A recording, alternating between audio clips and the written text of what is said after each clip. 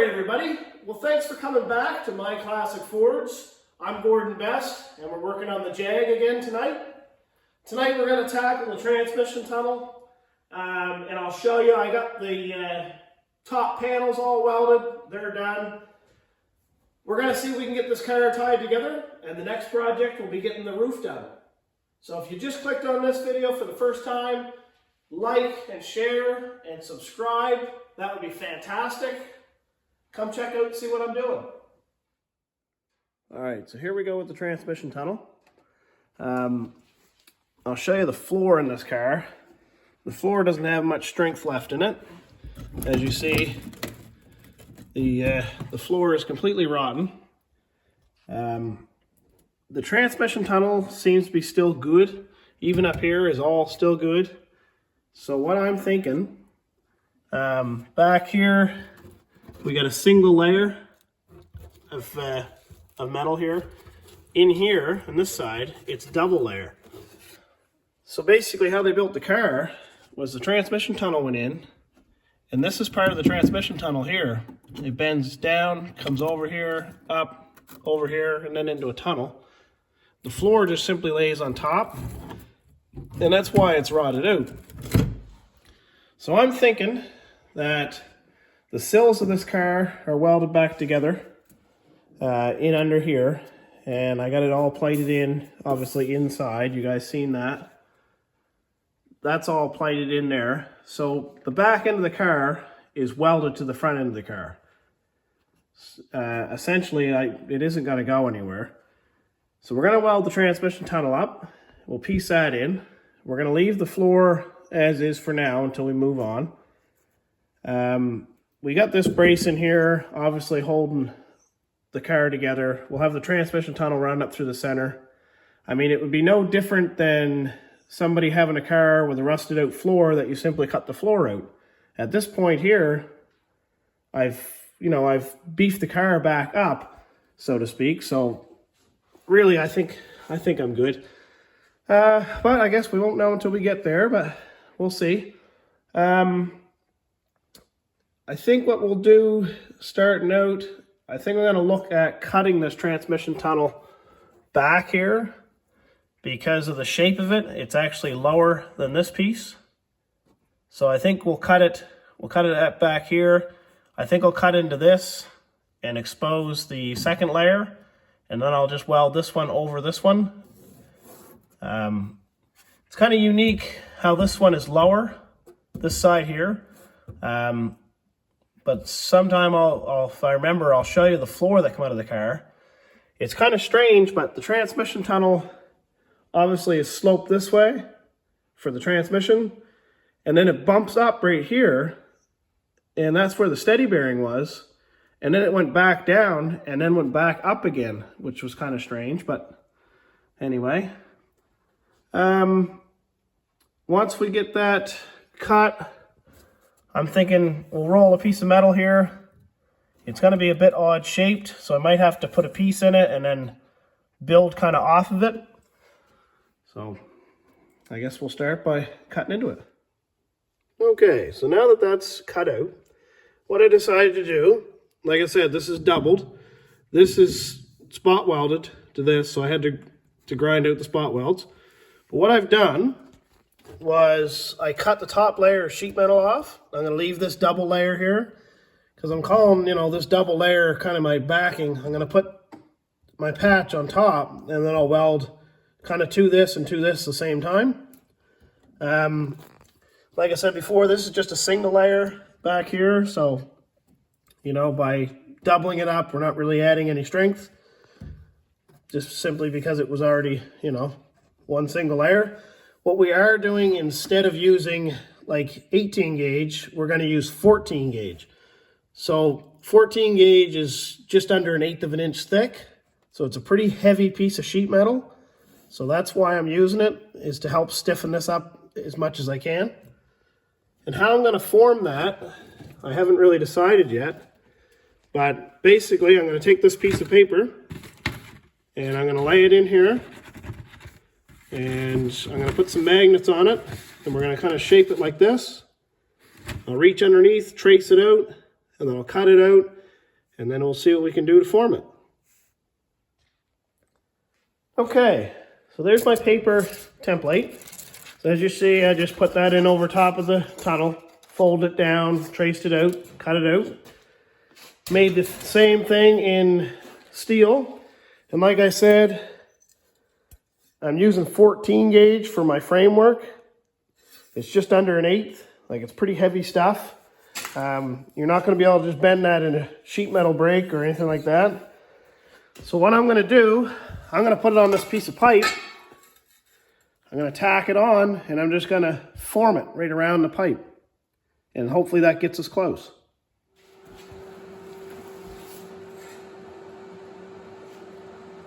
Alright, so here's the plan. I'm going to tack it, and then I'm going to try to form it around with a hammer.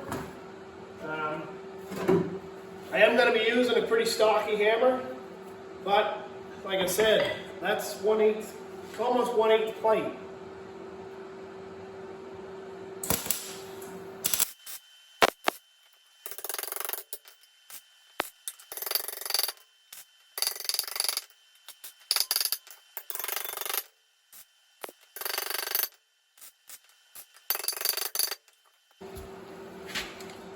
Alright, so as you see, I put a total of, I think, 9 tacks on it, which we can easily just zip off. But that gives us a pretty good shape. And even though it's a giant hammer for sheet metal work, as long as you hit it flat and you're not driving it in on the angle or using the ball, you're going to get a really smooth piece. So just tips when you're hitting stuff, make sure you're not hitting it this way, hit it nice and flat. As you see, I wasn't hitting it that hard per se. It's a pretty heavy hammer. Okay, so you see, when you look across that panel, you don't see any hammer marks, no bends or anything like that. You know, it's pretty smooth. You see the radius on it is pretty true. So that's what you use when you got nothing to use. Let's go try this in. Just by looking at it, I'm going to say it's not enough, but it's going to give us a really good start. Let's just try it in and see what it looks like. So it definitely isn't enough, but that's okay. We can put a little more in it, but we're really close. So I think we'll probably just use a smaller pipe and kind of beat it around a pipe. But I'm pretty happy with the way that's fitting so far. And as you see, we might do a little bit of trimming, but it looks like it's going to fit in there pretty good. So now what I'll do, I got another pipe over there, it's only 3-inch. I'll probably just try to manipulate it. Looking back here, it looks like it doesn't actually need much. It looks like it's pretty close to the right curve, right radius, diameter, whatever you want to say. Up here, it looks like it needs a bit more. So it actually looks like here, here, and here fits that. I think what it's actually going to do is bend a little bit more just in the front, not necessarily anywhere else. Okay. So I'm pretty happy with the top part of this for now. We need to roll the sides a little bit more. So I think I'm going to try and do that just by hand. We'll just see how we make out.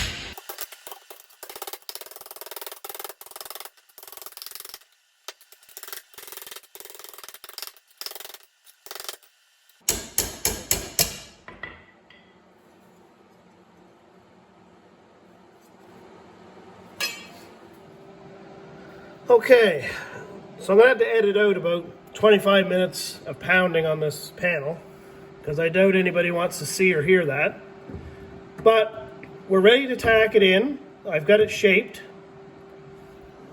So as you see, there's a little bit of a gap there, yes, but it fits really well. It's hard to hold kind of in place at the same time, but it fits really well. So I'm going to go ahead and start tacking it in, and this part here will be somewhat accomplished.